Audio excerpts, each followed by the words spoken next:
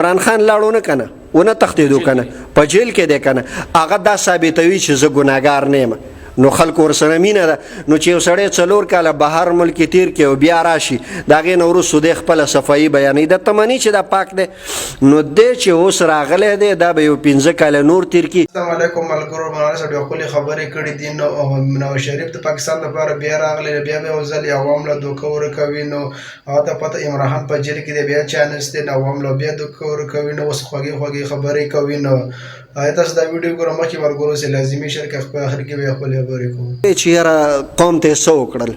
نو دا نور موږ ټول ازمایلي دا سړی په نیمه کې راښکته شو د سره زیاتی وشو. دا زموږ دپاره انشاءالله چې ښه زموږ شریعت په ظاهر باندې فیصله کوي. ظاهر ډېر ښه، نور باطن د هر چا الله ته پته ده. بل مفتي صاحب نواز شریف صاحب پاکستان ته راغلی دی که نه؟ هغه دا وایي چې زه به پاکستان کې امن راولم، غریبانو له به سهولت ورکوم، ارزاني به راولم.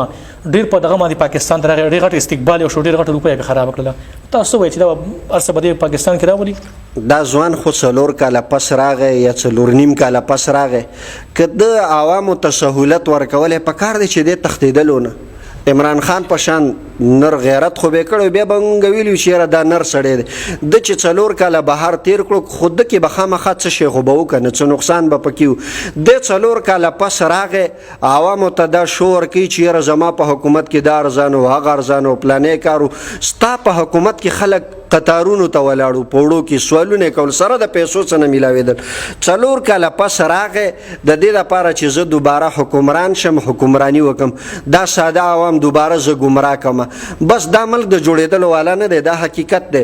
4 کاله چې دا سړی تښتېدلی و، حکومت ته پته ده، دنیا عوامو ته پته ده چې دا ولې تلی و. نو چې 4 کاله پس دی راغی، دی د عوامو ښېګڼه غواړي، د عوامو خیر غواړي، دی تلو ولې؟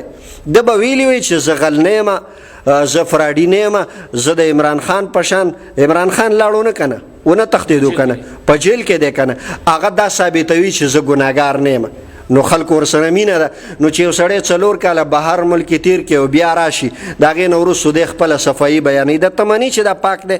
نو دی چې اوس راغلی دی دا به یو 15 کاله نور تیر کړي. د عوام به داسې کړي چې د ځمکې تل ته به ورسېدي، هډوکو پسې چې کومه غوښه ده به دا به هم ترې راکاږي، بیا چې څه مسلې جوړې شوي بیا به ځي د خیره.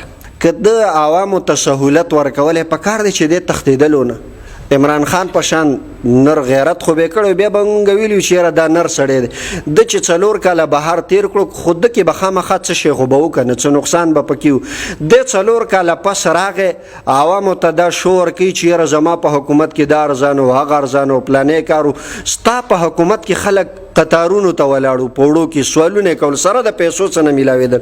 4 کاله پس راغی د دې لپاره چې زه دوباره حکمران شم، حکمراني وکم، دا ساده عوام دوباره زه ګمراه کم. بس دا ملک د جوړېدلو والا نه دی، دا حقیقت دی. 4 کاله چې دا سړی تښتېدلی و، حکومت ته پته ده، دنیا عوامو ته پته ده چې دا ولې تلی و. نو چې 4 کاله پس دی راغی، دی د عوامو ښېګڼه غواړي، د عوامو خیر غواړي، دی تلو ولې؟ ده به ویلي وي چې زه غل نه یم، زه فراډي نه یم، زه د عمران خان په شان. عمران خان لاړو نه کنه ونه تښتېدو کنه په جیل کې دی کنه هغه دا ثابتوي چې زه ګناهګار نه یم نو خلکو ورسره مینه ده. نو چې یو سړی 4 کاله بهر ملک تیر کې او بیا راشي د هغې نه وروستو دی خپله صفایي بیانوي د تمني چې دا پاک دی. نو دی چې اوس راغلی دی دا به یو 15 کاله نور تیر کړي. د عوام به داسې کړي چې د ځمکې تل ته به ورسېدي، هډوکو پسې چې کومه غوښه ده به دا به هم ترې راکاږي، بیا چې څه مسلې جوړې شوي بیا به ځي د خیر. دا ویډیو کې ته مولانا صاحب ډېرې ښکلې خبرې کړې دي. عمران خان او د نواز شریف باره کې. نواز شریف بیا پاکستان د لپاره راغلی، نو هغه ته پته ده عمران خان په جیل کې دا چانس دی، بیا عوام به بیا دوکه کړي. نو ووټونو دپاره ووټونه رانږدې دي، عوام دپاره اوس بیا خوږې خبرې کوي، عوام به بیا دوکه کوي. نو خپل د ووټ هم نو مشکل دی چې دا پیر ووټونه وګټي. عمران خان د هر سړي ته اوس هوښیار شوي دي، ټول عوام دومره هوښیار شوي دي، هر سړي ته اوس عمران خان جوړ شوی دی. نو د ښه غونډې ویډیو کتو ډېره مهرباني. والسلام.